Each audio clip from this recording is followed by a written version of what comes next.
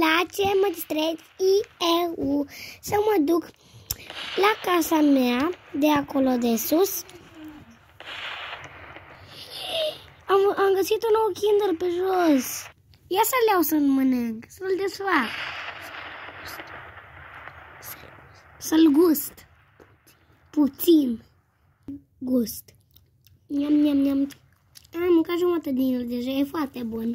Eu am mâncat și mai mult de jumătate. Să mai mănânc. Le-am mâncat pe tot. Wow! Am o surpriză nou Kinder.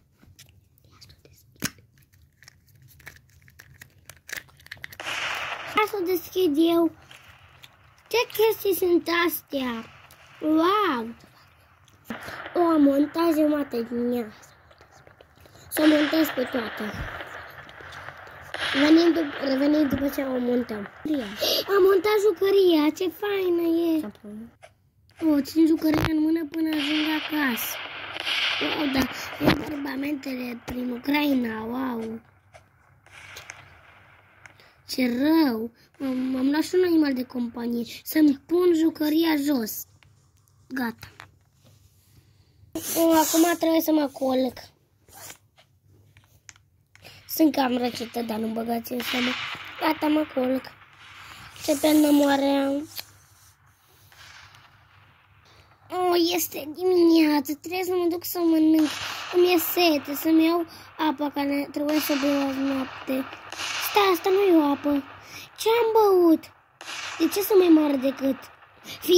Cred că am crescut azi noapte. Fugal.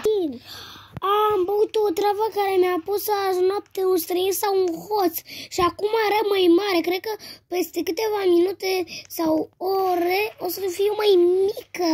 Dar îmi place viața asta de adult, dar merge cam încet. Am revenit la înălțirea mea normală peste 2 minute. Haide acum să mergem la piscină. Sigur e ceva foarte fel. Bă, dar vin bombardamentele în Ucraina, mă sperie. Văd că la mine nu încă vin, dar doar la... Nu știu de unde se aud.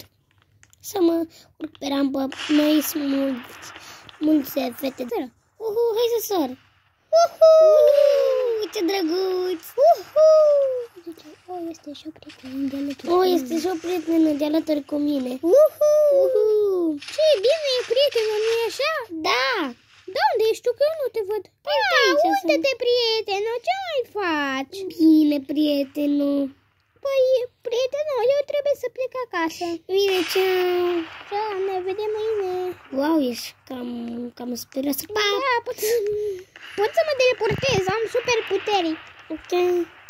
Ori ea poate să-ți va. Mă trebuie și eu să mă costumez așa, nu că de Crăciun. Parcă ador Crăciunul atât de mult, firat. Wow, m-am făcut mai nou, fiindcă mi-am cumpărat haine de la mall și prietenii mei să de mare că poate să zboare și eu pot să zbor, fiindcă am îngerașul meu.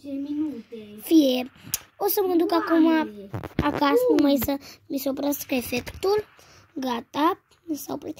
Cred că de aici vin bombardamentele, adică mi-e frică.